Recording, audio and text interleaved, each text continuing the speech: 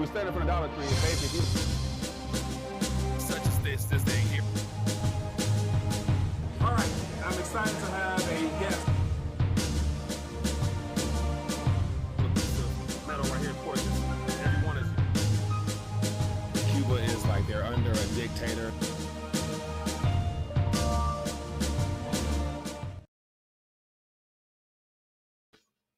R3D Live Talk, Detroit's #1 late night YouTube talk show. We are live for a Monday edition.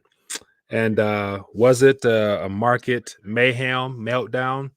Yes, it was. But I was doing just getting things ready on my end here, and noticed what appears to be a possible theme of 48 hours. And then I'm thinking, like, wow, like, because of all the contagion that's going on behind the scenes, things we know nothing about, how crucial will these next 48 hours actually be?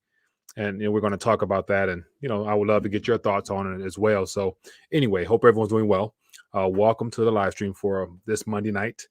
If we have any first-time viewers, let me know where you're watching from via the chat. And then when the phone lines open up, we'd love to hear from you directly.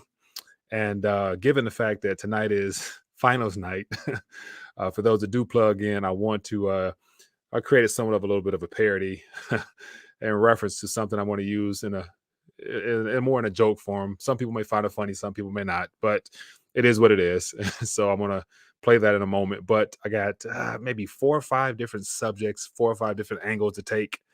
And it has a lot to do with the unknowns. And of course, the things that's playing out that we're not even talking about, because so much of our attention is based upon the numbers. People are looking at numbers. Numbers matter right now more than anything else for a lot of people. So we're going to jump into that and make it do what it do, man. Have some fun with it tonight. And as always, for those that might be new, let me know where you're watching from. I'll give you a quick shout out. And let me do a couple of just little maintenance things on my end here. Just make sure I remind people, if you happen to come across it for the first time, hit that subscribe button as well as the bell notification. Hopefully you're notified. It's up in the air out nowadays. But anyway, if you don't mind, for those that are plugged in, hit that thumbs up button. Show your boy some love if you don't mind. And let me actually start off today just with some good news. And I'm going to try to remember to do that more often. But let me add this. So I shared some good news this morning. Try to open up the day with getting into something that has a little bit of weight and carries significant meaning, well beyond current conditions and anything else, and it happens to be from the Word of God. So real sweet and simple. I just pulled out Matthew 5:14, 14, and 16. And it says, "You are the light of the world. A town built on a hill cannot be hidden. In the same way, let your light shine before others, that they may see your good deeds and glorify your Father in heaven." And so my thought was, happy Monday, knowing that it was going to be somewhat chaotic, but it's up to you to make it what it is. Let's shine bright for the King today. Don't forget that your deeds speak, and they should glorify the one seated on the throne. And so I can go into that more in depth as we get ready to close out. But what better way to start off the show other than with some good news? All right, so let me jump in the chat real quick, acknowledge a couple of people, then we get into the headlines and keep moving. We got Gene, appreciate you. We got Solo, JB. We got DC Precise. We got Colony checking in. We got Carl checking in as well from Yashaba, Mexico. We got Vince. What else we got here? We got Murray, Lynn, Joe, Faith, Parent. Appreciate everybody. LBP, Neezus for Jesus. Johnny from California checking in. All right. Fair amount of people here, man. As always, appreciate you guys. And we will keep it moving. So LBP says face-to-face. Probably won't do it tonight just because it'll be hard for me to get through everything on my side and still be able to interact and actually just dial back and just chill and hang out. So, but I'm going to work that in as best I can. Just, it's just, man, just so much stuff on the back end. But anyway, let's keep moving. Let's get into the next couple of things. So the overarching theme, 48 hours. So knowing that money was going to be kind of choppy, which it definitely was. And as of right now, the futures for the indices appear to be green, but it's very small in nature. And of course, the Eastern hemisphere is opening up right now. And from what I saw over in the Asian region, things are red. So it's just a matter of time before those numbers and things trickle over here to where things could easily flip red come tomorrow when the market's open. But regardless of that, because all eyes, I think, it used to be more so the world was waiting on the Fed to see what they were going to do. Now the world already knows it's too late because they're already behind the curve significantly, especially as the debt market is starting to reveal how severe things really are in reference to the spiking of the interest rates and the inversion of the yield curve, where the short end is a lot or is creeping up a lot higher than the longer end, therefore, which is the traditional signal of a recession. And as I said before in an earlier rant, we've gone past the point of recession just because you can't really wait till future indicators to be told it, today is a recession. No, everything's been leading up ever since they stopped doing the stimulus and the PPP and all that other stuff. So we knew things were trending downwards, but heading forward, things are going to spiral out of control a lot faster. And that's why I think one of the systemically dangerous parts of this current financial meltdown, it has more to do with the risk that is starting to unfold in the crypto or digital asset space. And the reason I say that is because with Celsius Network now freezing accounts, several hundred million, if not maybe a billion or two, I don't know, 150,000 Bitcoin are right now frozen, on top of all the synthetic ETH and all the products that they've created to leverage and to help earn yield. So that right there has a spiraling effect to where it impacts other people that we know nothing about as of yet. And what I'm seeing as of right now, let me get into this real quick. So I put out a tweet after seeing someone's let me see here. So this is from Meet Kevin, pretty large YouTuber. I'm sure everybody know who he is. He put out a warning or something from Coinbase that I guess he received. I'm not sure, but I tried to validate this. And I went to the website and it's up there, but I'm not sure how old it is. But somebody else responded with him saying that it was an immediate response. But then again, it was like, okay. And I said here, the next 48 hours will expose a lot of issues dealing with counterparty risk, referring to the unknowns in this whole cryptographic contagion that's unfolding right now, based upon nobody knows what's real and who belongs to who and all that other stuff. And there's no way that it will not impact financial institutions that are on Wall Street that have used Celsius as well as BlockFi, Nexo, and all those other entities in Coinbase to do all that, fraudulent trading and margin, all that stuff. They're interconnected in this at some capacity. So imagine the crypto continuing to spiral downward, more margin calls, more people having to sell things to come up with collateral to pay back the debts and loans. And so it trickles into Wall Street directly, because Wall Street has been gambling big time on this, because cryptocurrencies now is a Wall Street product in a sense. So that the contagion can go on and on and on top of what the Federal Reserve is doing. So the reason I said the next 48 hours is so crucial is because I said by the time the dust settles, with all this stuff happening on top of the financial conditions from the legacy system, investors will be begging for regulators to come and help. And so for the last year, 2 or 3, people been talking about, we need regulatory clarity so we can know where we stand amongst the financial regulators. Like if Celsius go belly up, people will lose a lot and be pissed. And then they're going to cry to government for help. And then crying to the government for help, the government going to say, okay, well, we got to do something about this. We got to come in and save and rescue our people.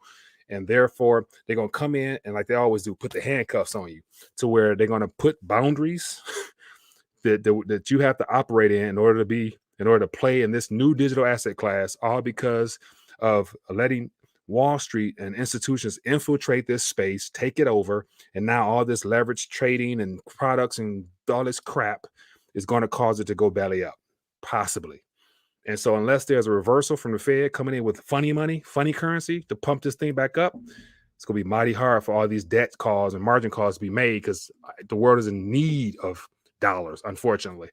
So anyway, the next 48 hours, I think, on top of what the Fed might do, they're not going to reverse. I don't see the Fed reversing, just because they're not going to back down that quick, because they haven't done anything. So anyway, just something to keep in mind. So here's the next thing I'll talk about. So here is that tweet from somebody else, kind of validating what Meet Kevin said. It says Coinbase Pro is now forcing users to whitelist addresses for 48 hours before withdrawing for their own protection. It says no more spontaneously creating a new address and pulling your BTC off. You've got to put it on a list and wait 48 hours. So It's like going to the bank and you want to withdraw, anything. You want to withdraw $10, and they tell you, sorry, you got to give us, re-verify your shipping mailing address, and we will, put in a request to get your $10, and then you can come back and pick it up in 48 hours, or we'll, you know, mail it to your house or something like that. I mean, imagine how sick, how crazy that is, that people are being told you got to wait for your funds. So with this Coinbase Pro, looks like a new addition to their policy. What are they actually trying to protect themselves from? It's not and they say here to prevent fraud. Let me see. So it says, give you an idea here. It says, we are making several updates. So right after Celsius happens to go have some issues, this is what I'm thinking.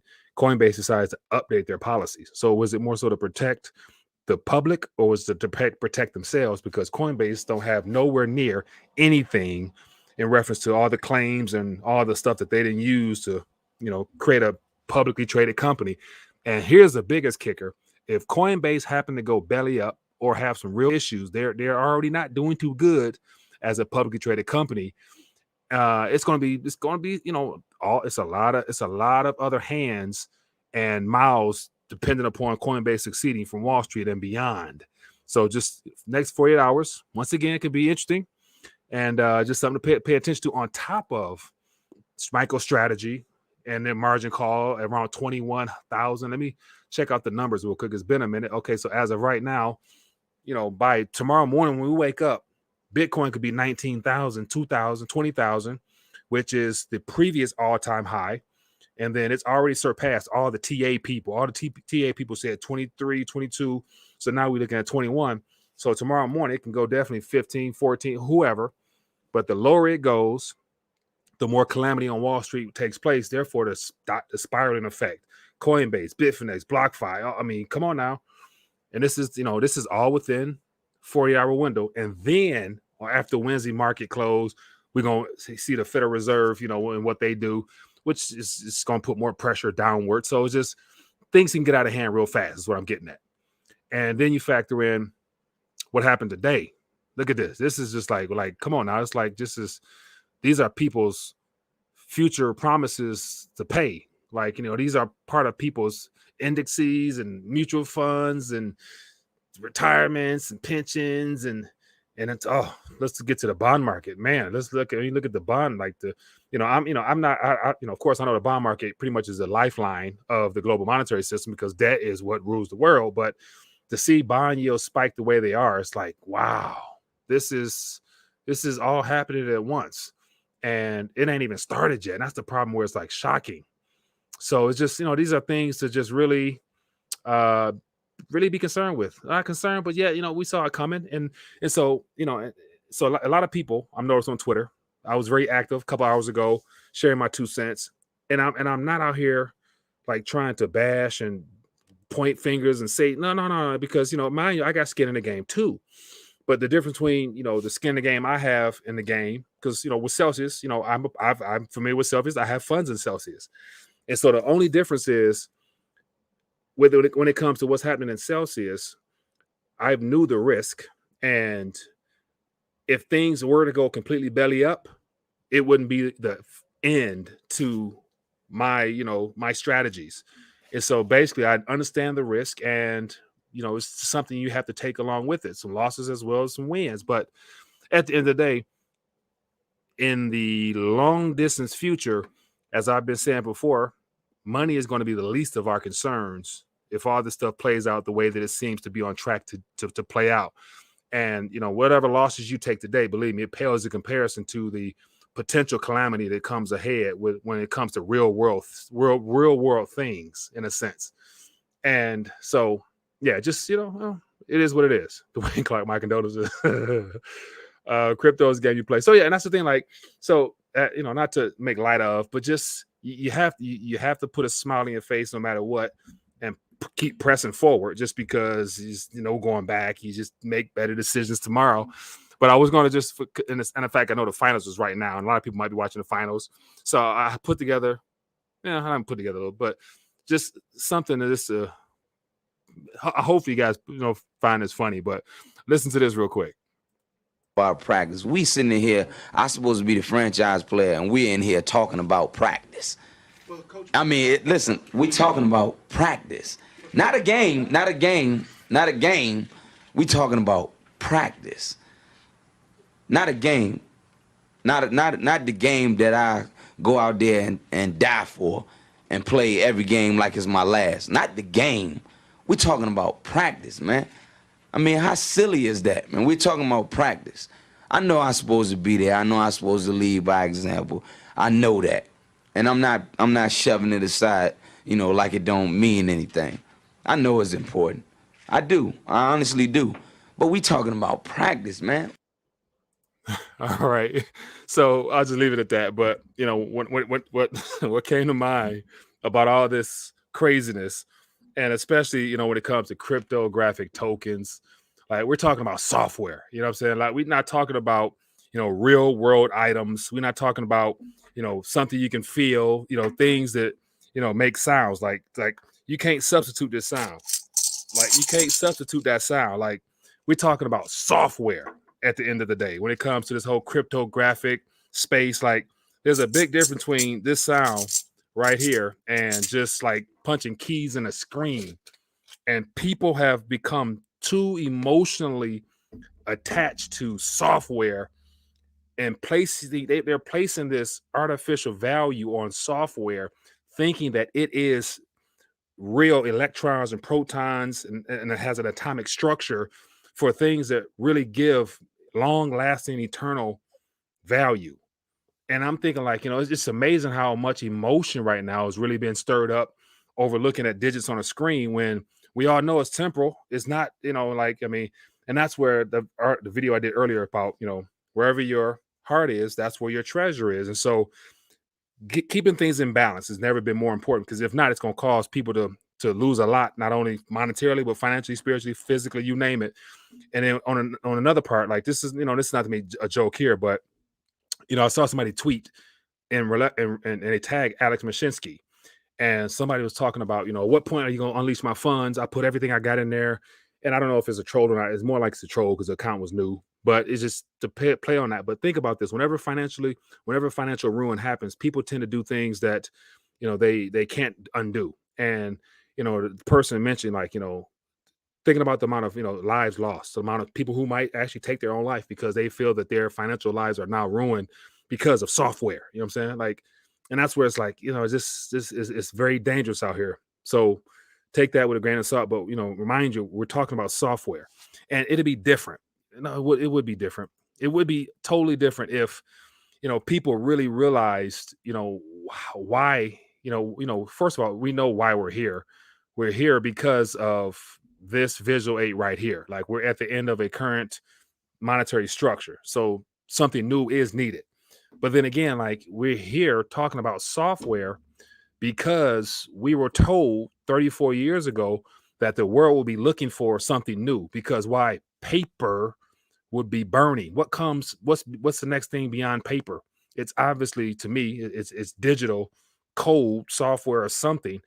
And so people have taken on the idea that software is a solution, but we were told that that will be a part of the world's agenda around 2018 plus. And to piggyback even more, I shared a tweet earlier. Let me move some screens around real quick. I shared a tweet earlier highlighting how, let me grab it real quick, just because I want to just highlight and make sure I, you know, hopefully help people see beyond all the smog. But what is it up here? So I compared these charts here. Let me shoot. That too many windows open. Give me 1 second here, and I'm gonna get to the main articles and then open the phone lines. But so I compared the same visual aids I used earlier, like looking at the total hash rate of Bitcoin. Like, you know, this looks like a dang indices, like it's like the Dow, S&P, or whatever it might be. Like, look at this. So is this supposed to go on forever? Like the hash rate to secure the Bitcoin network supposed to go on exponentially? Like, is there ever a time where it's supposed to just cool off and just not be required to consume much energy?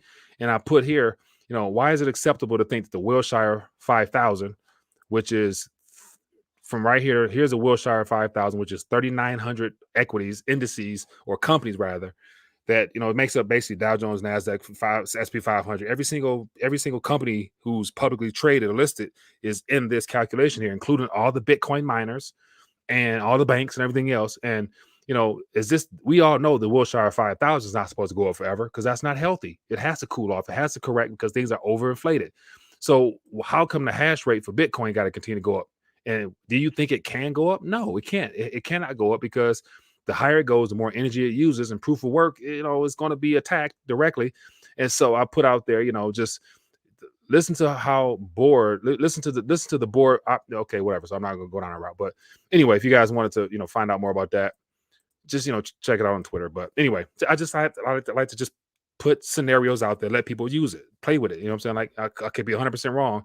But then again, if I'm somewhere near the ballpark of those things I throw out there, then you can't say you didn't know, just because I try to run all the scenarios to my mind as best I can. Anyway, let's keep moving. So we got that out the way. Okay. So just get to more things that just came across my radar. GM. So I did a video 3-4 years ago saying that wherever the automotive city goes, wherever the automotive capital goes, Metro Detroit is the automotive capital. We got the big three. Wherever they go, the rest of the world goes. Right here, it's not a good indicator. GM stocks closed below IPO price for the first time since October 2020. So we know what happened around Octoberish or 2020. Things were not looking good at all. And if it wasn't for PPP and all that other stuff, it's good to say the GM wouldn't have made it out of the great financial crisis when the government took them over. So once again, we create too many cars that's not even really needed. Anyway, here's something that has not been talked about at all. The gun deal. Looks like there might be an agreement between the both bipartisan bill for guns on how to further remove our Second Amendment rights from us somehow, some way, bit by bit. Gun deal is less than the Democrats wanted, but more than expected. So it looks like the Democrats in the Senate, it passed the House, and looks like in the Senate they got I think, let me see how many people. Let me see, they got 20. Let me see, they got 10 or so. Excuse me, I think. So the bipartisan gun safety deal announced Sunday is far from what Democrats wanted, but preferred aftermath gun rate, whatever. So the proposal, which still has a long way to go before becoming law, focuses less on gun part of the gun control, more on the factors such as buyers' mental health and violent tendencies. So once again, how do you determine mental health and violent tendencies? You know what I'm saying? Like that's subject to them. And once again, it ain't gonna be favorable. And let me see here. There was more information. They got enough from the Senate to actually be able to move this thing. And so, yeah, so this just, once again, this is just more things that's under the radar because people are really focused on numbers on screens now. And here's just another article talking more details. Go from there. But this is what I want to get to on Russia. And so this is something that flew under the radar as well. And this was as of last week, but it says Russia launches a swift blockchain-based alternative to circumvent sanctions. And so we wouldn't be here right now talking about software if it wasn't for this word on the screen right here. And we're right here because that's where we were told we would be. And everything that come from that is just is hot air right now. But I thought this was important because this system is, in my opinion, already been created. It's just we're being told about it now. And it already is interoperable, just like all the other blockchain projects. It's interoperable. It has all the bells and whistles mimicking the decentralized crypto space, because this is why, so think about this. We have some of the smartest minds in the world trying to solve problems. What's the ultimate problem? The debt problem. And so we got burning fiat currencies told 34 years ago that this time frame, the debt cycle will be up. We need alternatives. Oh, we got burning paper. So that means paper is not going to be a part of this future because it's burning. So we're going to need coal. Let's come up with the blockchain. Distributed ledger technology is what we were told. But now that you are able to see from the bigger picture, you got 10,000, how many ever blockchain projects, 98% of them, 99.5 of them are open source, publicly visible, and trackable, traceable, verifiable by all parties. And that has been sold as being something that provides transparency and immutability and all those buzzwords, like, look at some of the crypto enthusiasts, fundamentalists. They got 6 or 7 bullets to show you why, using a surveillance coin is beneficial. Not talking about proof of work is literally about to be under severe attack because the energy consumption is like you just can't. They're not going to allow that. They're not going to allow that to happen for much longer. And so, what's my point? We were so distributed ledger technology, but now I'd assume more people can see the true nature of open source and why it's not tolerated for privacy to be mentioned on any of these blockchains, to where they're attacking Monero. Even just today, Binance announced, this is South Korea, based in South Korea. Binance announced that they will be delisting, or they will not be able to transact with Litecoin because of the Mimblewimble. And so once again, to clear, let me see, I'll put this on the screen here. They are clearly picking winners and losers, and open source, publicly verifiable, trackable, and traceable has won. And anything that counters their ability to see your entire world is a problem. So Binance ends support for anonymous Litecoin transactions. So no Mimblewimble on Litecoin on the Binance in South Korea. And it's not surprising. So believe me, you think it's just going to stay in South Korea? No, it's going to work its way to, rest of Asia, Europe, and to the West sometime in the future, to where it just goes to show that it's not digital ledger technology. It's digital surveillance technology, DST, not DLT, unless you go with the 2% that are privacy based. And of course, you guys know who they are, and there's a lot of opportunity there. But once again, the maximalists won't support Bitcoin, or they won't support privacy coins openly, because they're not literally expose the fact that they've been supporting the surveillance coin all along, and their bags won't grow as fast. Anyways, keep it moving. So Russia now has a SWIFT-like system, completely interoperable. So that means it can connect with China's, it can connect with Brazil's. So you better believe Russia will be sharing this technology with their counterparts, the BRIC nations. And so all that stuff is already set up, man. You know what I'm saying? Like, it's nothing new. It's all set up. They've been planning us all along, all these distractions and, fake shooting wars and hot wars and currency wars. Yeah, they right on schedule. I'm telling you. Here's another one here. This is really interesting. We're going to have Russian troops a couple hundred miles from the U.S. Nicaragua authorizes entry of Russian troops, planes, and ships. So we got Vladimir Putin and the president of Nicaragua, Ortega, collaborating.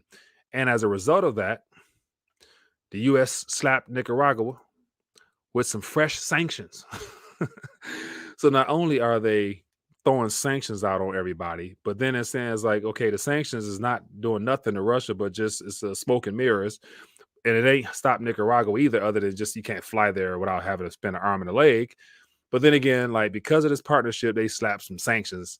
And it might not be the true story, but that's what they definitely use it. So how long can you sanction people before people say, hey, I'm not going to use your system? Why? I'm just going to connect to this one right here, and we're going to be just fine minus the SWIFT system, because we don't really need it. So anyway, this is what's happening. So it said the government of Nicaragua has authorized Russian troops, planes, and ships to come to Nicaragua for training purposes and law enforcement and emergency response. What type of emergency would require Russian troops in Nicaragua, other than Putin setting up some, so wherever Russia and China have an invested interest, they have military presence to protect their assets, because they're going to be in Nicaragua, if they're not there already, to protect Ortega, because Ortega is not a part of the Western's agenda of helping further the surveillance / deep state operative people. And he's more on the regime side of whatever political structure he used. He's been in power for 30 or 40 years. So let's just know he's not actually in the best interest of his people entirely. Because I assume he would admit at some point you got to just be too old to lead, because you can get outdated pretty soon. But anyway, so this is just what's happening. This is the Russian information I want to bring to the forefront, because outside of people being concerned with the numbers on the screen right now, not many people are paying attention to 20. Okay, it's below 21 now. So we're going to wake up in the morning. There's going to be an issue here, and there's going to be more Wall Street sell-offs. And you know how things go from there. So the next 48 hours, as I said, will be very interesting. So, but you guys knew that already, I'm sure. All right, let's talk, man. Let's get the phone lines open. Let me know what's in your radar. So, if you have not, for those that are plugged in, if you don't mind, hit the thumbs up button. Show your support for the channel. So right now, you got 180 so people tuned in. I see about 87 thumbs up. If you don't mind, give your boy a handshake. Hit that button one time. Lean in. Give your boy a hug on the sly. And we'd love to definitely, get some more love out there. All right, let's open the phone line. So let's see what we got here. So I did miss a call, but can't talk and get calls. So phone lines are open. We'll go a couple more minutes according to participation from the viewers, and we'll try to do the best we can. Let me make this up. Hello, caller. Where are you calling from? Hey, Mike, it's low blood pressure, Corpus Christi. How's it going? LBP, doing good, my man. What's on your mind? Man, I'm celebrating, Mike, this crypto destruction. I love it, Mike. I love it. Yeah, man. But believe me, they ain't going to just stay in the crypto space. It's going to trickle everywhere else, man. So make sure you be careful what you wish for, because you might just get it. I think I'm going to have to go back to Puerto Rico and start partying with Puerto Rican Peter Schiff. We're going to be drinking pina coladas on the beach. Only you, man. What else going on with you, man? Not much, man. I'm I don't even have the words to speak. I'm so happy. Finally, It's like I just had another baby, Mike.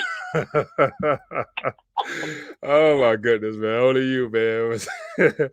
Yeah, overall, man, I'm not, this doesn't excite me one bit, just because, it's no turning back. The more things fall apart, man, and it's just going to require a lot of adjusting along the way. What up? Go ahead. We need it, Mike. We need it. We need this monetary system destroyed. This is slavery.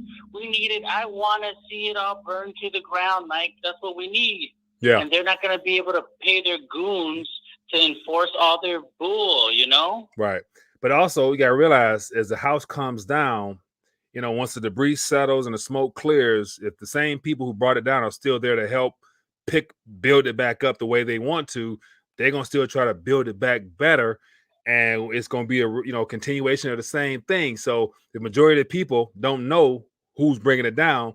They definitely will fall into the hands of the same people trying to bring it back up. You know what I'm saying? Yeah, Mike. You see, the thing is, we're going to have to move where there's least enforcement. We're going to look. The countries are going to want, once everything's destroyed, countries are going to want all that silver and gold. They're going to be having very favorable laws, to try to get investment and people in. Yeah. So we just got to look where it's best, like rethinking your nation, Right. 100%, man. So time will tell, man. But, I just think, just to think off the cuff, far left field, I see that, if there's any chance of the current orchestrators of this experience are losing control, they're going to really become very authoritative in their response, and depending on how they can control the military might and all that stuff like that to reinforce some things. I can see the, nationalization of, all the public goods, i.e. mines and all that other stuff.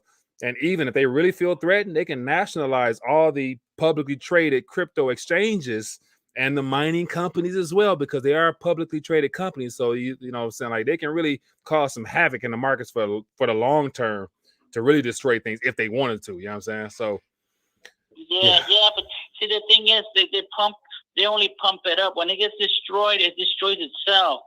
Like the dollar and everything, when it gets destroyed, it's because it destroys itself. They want to pump everything up, but they can't, and it's going to bring freedom to everyone. It's going to be great, Mike. You're going to love it. Well, hey, we'll see, man. Appreciate you calling, man. All right, Mike. Thanks for taking my call. Yep. Good stuff, man. Good stuff. Yeah. So, I like to just throw out all types of scenarios. You never know.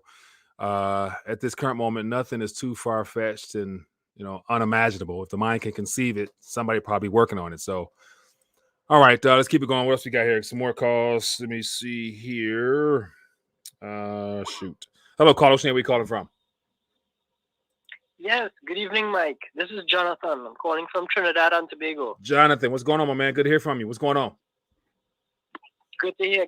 I just wanted to comment on the recent article you pulled up about Nicaragua. Yeah. I mean, we have to realize too that Russia and China, yes, they have assets to protect in the West, but also we had to realize that they learned lessons from the past on how the U.S. operates in Latin America. Yeah. So, I mean, remember, recently I had security issues in Venezuela because we live right next to Venezuela.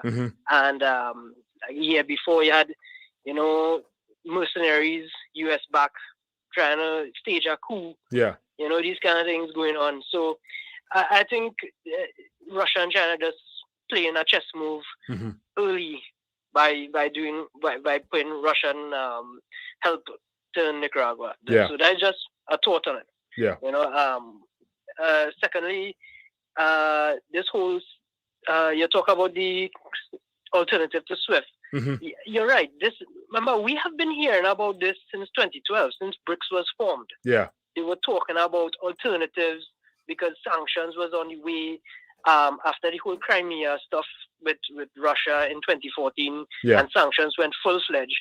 We were hearing about this every year. We were hearing about some new development. Right. And if you listen to the economics minister for the Eurasian Economic Union, Sergei Glaziev, and how he speaks of why they want what we may call a CBDC or a blockchain-based currency, they wanted for international transactions. All the interviews he has done, they speak of this as a utility and a tool, an instrument for international, bilateral, multilateral trade. Yeah. You rarely even hear them speak about using it as a retail or domestically. Right. So, but in the US, all you hear is about using this domestically. Right. CBDC. Like, so CBDCs is literally, it's literally been sold as a better alternative to make, inclusive, for the unbanked, and, it's less headache and all that crap. They're selling it here domestically for, consumer usage or retail usage, where the blockchain stuff, as you mentioned, is SWIFT alternatives is for cross-border activity well beyond the dollar and the dollar's, derivative. So yeah, that stuff is already ready, man. It's ready. To just need the right event to recommend it and say, hey, we got a solution now, and here it is. And it's either you jump on board or you get left behind. And we'll find out what happens, because the West ain't gonna give nothing up. So you better believe it's gonna turn into a hot war quick, because I don't think they're really ready to give up power if they had to. So anyway, but question for you, man. Yeah, Jim. Go ahead. Jim Rickard warned about this currency war as well, and we know it has been going on for some time. And also we have to realize our own Achilles heel in the West, where our psychological makeup is we just looking for the comfortable way out, or to have some sort of security in this whole CBDC idea. Right. But in the East, they have a whole different psychological makeup at looking at this. They look at this as a tool, as a means as of transactions and so forth. We looking at it here, it's easy to transact, and you don't need to have cash in your pocket. Right. So we have to try and understand the East a little better than looking at it from a Western perspective with a Western lens. Right. Try and dive in, because we need to understand what's really going on here, because we will be caught up in some serious world of hurt when this economic crisis comes. Right. So that's just my 100%, 2 cents, Mike, and thank you for everything you do. No, I appreciate you, man. So real quick for those, because everybody, I hear people in the chat about your accident, and you're in Trinidad and Tobago, so right off the coast of Venezuela. What's the inflation like there? What's gas prices like? Give us a quick rundown, man. All right. Right now, gas prices. So premium fuel, gasoline, is somewhere around very close to like $1 US per liter. Right? So per liter is 4.4 liters, so that's like $4.40, give or take. Yeah, and that's a lot. That's real high, because we had a oil refinery here in Trinidad, but it shut down before the pandemic, and so we were accustomed to, like, normally it was maybe 50 cents US liter 2 years ago. Yeah. So that's a big jump for us. Yeah. And so that's that. Diesel is somewhere around 350. It's around maybe 75 cents US a liter. So we've seen a lot of energy prices increase, but electricity would not yet, because we have our own natural gas. So we have our natural gas electricity generation. So we don't. So it's not that expensive because we're not using LNG. And but food prices off the charts because we here have destroyed our agricultural sector over the last few decades by listening to the IMF. Because when they give us loans, they tell us how to spend that loans, and it's not necessarily going into the locals or local development. It normally goes to massive projects that helps multinational corporations. Right. And we have been warned by a few people over the decades about this, but we never listened to them. And so we just facing the fruits and the fruits of what we sow. We sow ignorance and lack of self-determination and sovereignty. So now we have to face the ramifications of such actions. Yeah. So food inflation, it's like, I would say in the last year, we would say maybe 10%. Yeah. Official figures is somewhere around 6 or something, but like shadow stats, if you had, on the ground, maybe 10 to 15%. Yeah. Wow. Well, hey, man, I appreciate you calling, man. And it's always good to hear your voice. Keep us posted on what's happening on the island, man. Definitely. It's good to hear from you. And, keep at it, man. Yeah, take care. Be good. All the best. Yeah. All the best, Mike. Bye-bye. Yeah. Yeah, yeah, good stuff, man. Man, it's good to connect with brothers and sisters from around the planet, man, and get different perspectives to find out what's really happening in people's lives for real, rather than just trusting what they're trying to tell us. Here we go. Hello, caller. Where are you calling from? What's up, Mike? I'm calling from New York. From New York. What's your name, dog, boss man? Alex. Alex, what's going on, man? I just wanted to get your thoughts on, because I've seen your last video. You were talking about the Bitcoin hash rate and how the hash rate has a similarity to the Dow Jones. Right. I've been in the crypto space for a good amount of time, so I've known the energy consumption they always push. The World Economic Forum, how they don't really, they're not pro on that. What are your thoughts on the cleaner cryptos? I mean, I feel like it's all, they're all trying to get you in some way or some fashion because, like you always said, how is it that, retail's excited for it as well as the big banks? Right. So I just wanted to get your thoughts on that. I mean, because for me, it's weird as well because it's like, okay, there's a big community, let's say, XRP community or, Stellar or whatever the case is a big community of these people. Yeah. But in my opinion, it's like, I don't think, they're going to let people just walk off and just, everybody's going to just get rich and it's going to be that easy. It's going to be a cakewalk. I just don't see it being like that. Right. And so I would agree. And, on the screen right now, I have my little Hegelian dialectic, graphics saying that we were told about what will be happening around this time frame.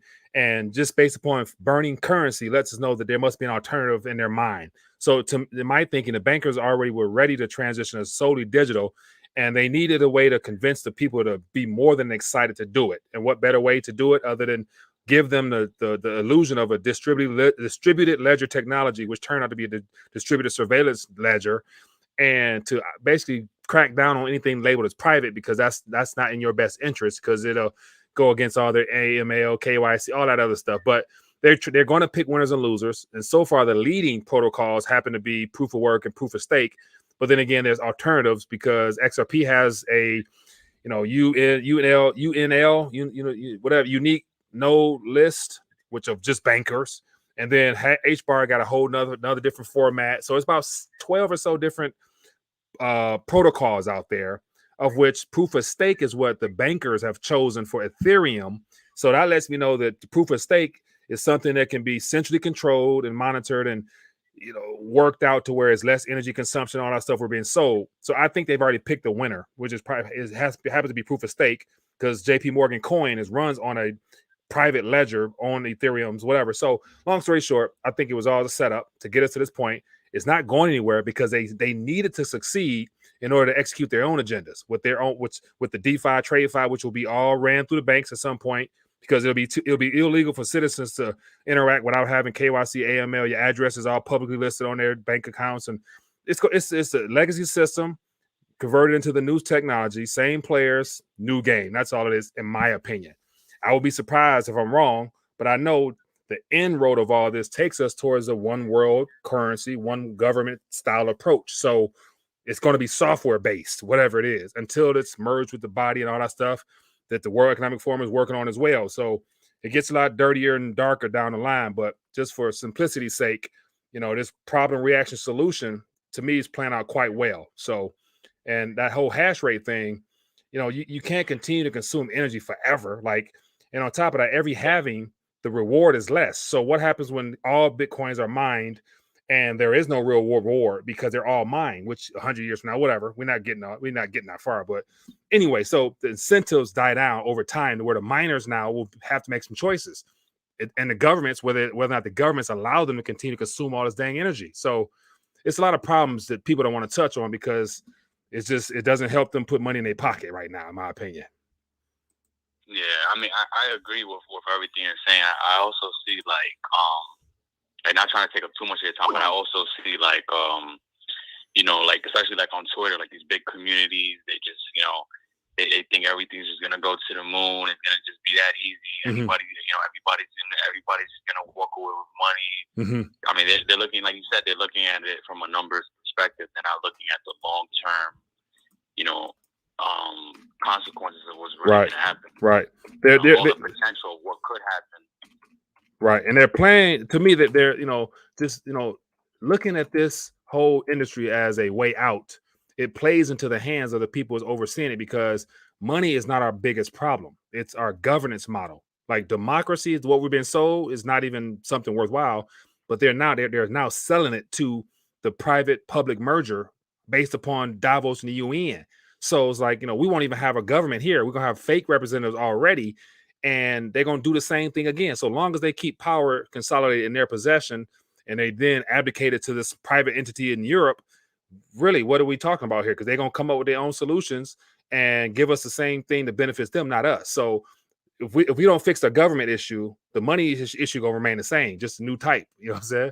At the end of the day, in my opinion. So, yeah, man, but I appreciate you calling, my friend. No problem. Thank you so much. Yeah, be good. Good stuff, man. So yeah, just share my opinion. That's all. Take it for whatever it's worth. It's just a one man opinion, trying to be open minded and look at all the angles. Low budget, man. I appreciate you for that love offer, my friend. It looks like you're down in New Zealand. Let me know what's happening in New Zealand. It's been a while since we talked about what's happening on the island. I remember the prime minister lady was acting a fool down there. Let me know how things are, down there, man. And one quick note, let me see here.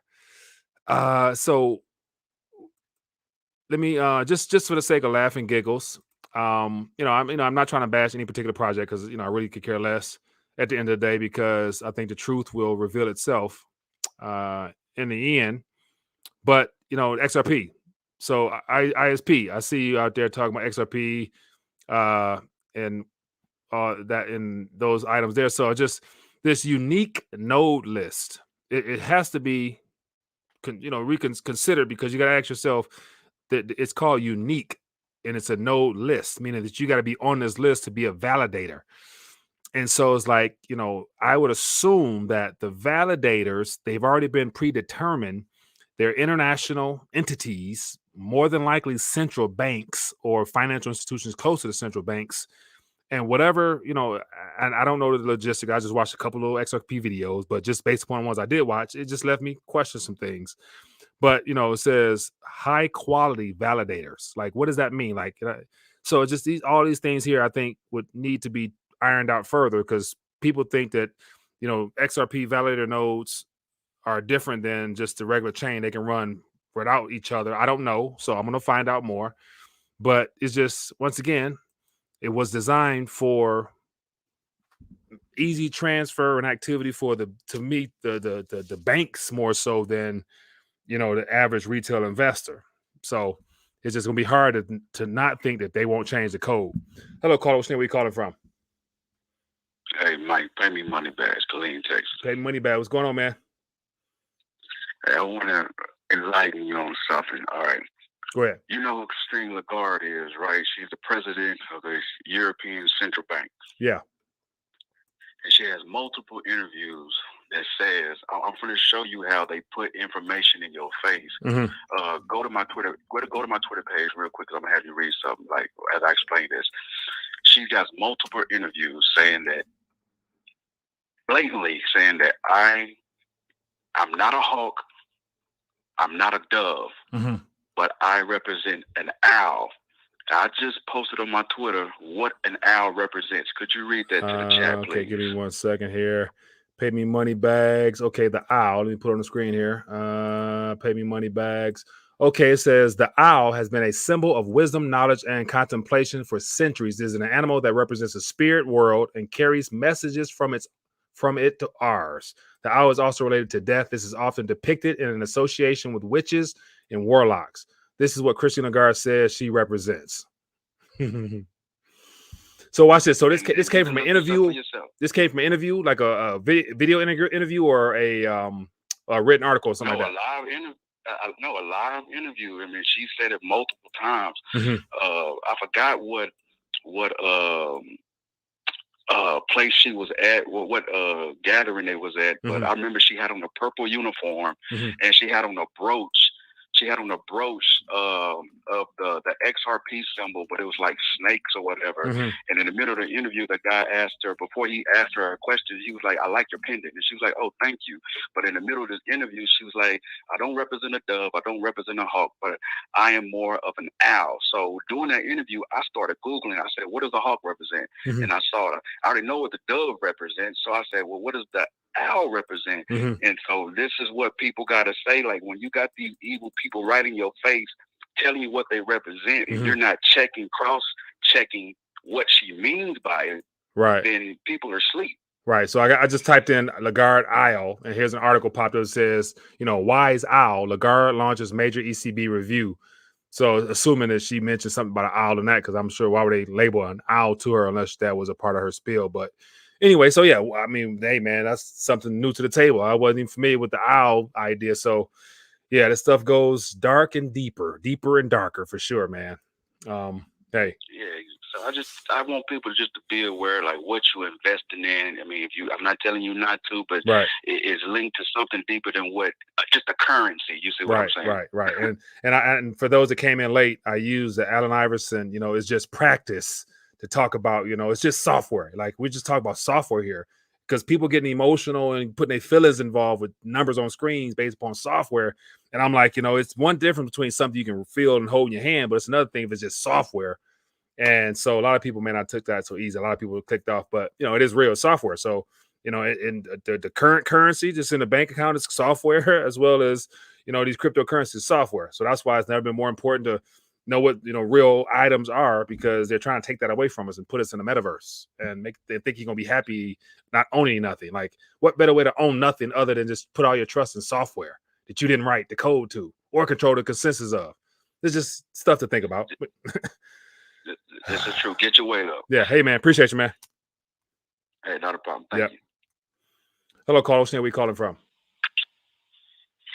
Mike, this is the coolest white dude in Yaxcaba, Mexico. How are you? Doing well, man. The coolest young brother. What's going on with you?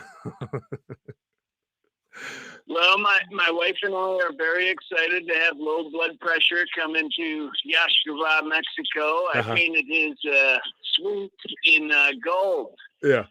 I wanted to respond to something that the brilliant man from Sri Lanka said, that I didn't quite understand what he meant in that fantastic interview that you did yesterday, I think. Yeah.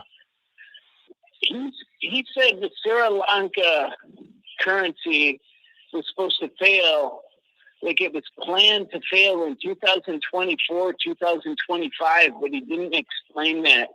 The other thing I wanted you to put the chart up of the Baltic dry shipping. It's down big time. It's worth taking a look at. Okay. I will pull it up on the screen as you talk. Give us a rundown based upon what you saw. I got Baltic Dry Index. Nope, wrong one. Dry Exchange. Okay, here's. Yeah, I did a little research on it. It's down 26% this month. if you look at it, it corresponds when they did the stimmy checks, and it's down big time going to lockdown shipping quantities. Yeah. So the world economy, if you can bring that up. Yeah, I got it on the screen now. Down. Whew. Yeah. Okay. I see. So from 2020, when we went to complete shutdown, that whole little dip there. And since then, the stimulus and all that other stuff brought it back up. That stuff opened up, and it peaked in October 4th, and now it's been trending down, and it's turning over again. So it's that double head bounce, whatever the TA people talk about. But it's definitely trending down. So that's another angle that I didn't even look at. So appreciate you, man. Yes. Do you know what he meant by the Sri Lanka was supposed to fail by 2024, I don't. 2025? I don't, and I can ask him because I'm sure we're gonna have him back on again. But I'll be while he's most time when people are talking, I try to listen, but my mind is racing and I'm finding graphs and charts. So I hear it, but sometimes I don't hear it. So I didn't recall hearing that 24-25. So I'll reach out via text and ask, or go on Twitter and follow him, and then ask him yourself if you don't mind. I'm not on Twitter, but if you follow up, I will. I'm just curious because he said it was planned. I mean, which it's all planned. Yeah. Every problem we pretty much have in the world is caused by government. Right. 100%, man. Well, hey, man, I appreciate you, man. Let me get some more calls in. Be good, my man. Thank you. Yep. Thank you. Good stuff, man. Good stuff. All right, so we're at that almost hour point. As always, I appreciate not taking any more calls. We'll try to get to more tomorrow. So, man, we are, for the next 48 hours, as I mentioned, is going to be very interesting because as of right now, based upon the way things are unfolding as we speak, things are still in the red. And that's, never a good thing because somebody's asset is also somebody's liability on the other end. So, and then we'll see what happens tomorrow, markets tomorrow when they open up. But once again, unless there's QE out there, I'm sure there's no just park funds waiting to get in right now. Most people would rather wait till it goes lower so you can buy low and sell high. So how low can it go? We might end up finding out. But anyway, let's just end on some good news as always. I want to end the way I started and basically just share with you guys earlier just the good word and be of encouragement to everybody and just remind you that tomorrow is another day. If you wake up, you get a chance to do something for the kingdom. And I started with this. I'm going to end with this, Matthew 5:14 and 16. But, keep this in mind, regardless whether you believe in it or not, think about this. You are one of one. You're unique. There's no one else like you on this planet. And there's something special about you that the world needs right now. And it's your responsibility to plug in with your creator and find out what it is so that you can, bear fruit that will last for eternity's sake. Because once again, as I always talk about, we talk about money right now. But like I said, let me go to the very top of my, I'll just change my little catchphrase, whatever. But I said here at the very, money is the least of our concerns. And I really believe that because right now we talk about numbers because this is primarily a financial economic channel. But, when stuff really gets going the way that the Bible says it will start, you ain't gonna be concerned with no numbers or no weight or, anything else. You're gonna be concerned with, your life. And, you're going to definitely want to be in good hands when that comes about. And you never know when your time is up. So why wait?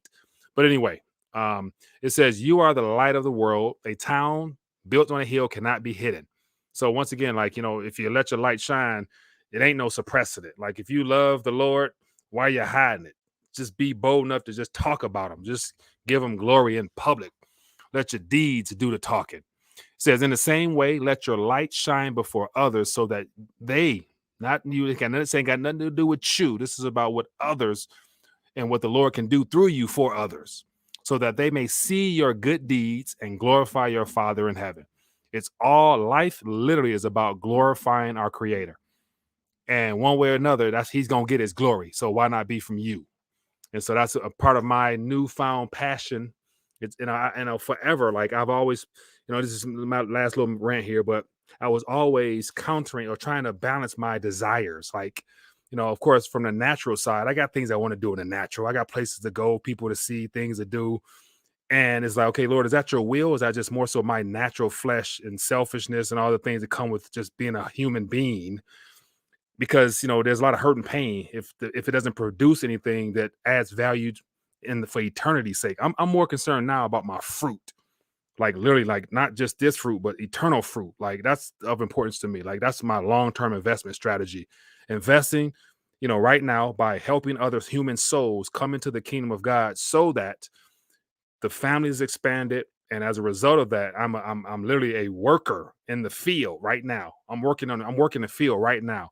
I got 199 people watching me work the field, trying to help encourage you to activate your faith. I'm trying to be of an encouragement to you to become more active in talking about your faith so it can become contagious. More people talk about their faith, more people share their love for the Lord, and he gets glorified. And so by you helping somebody, it's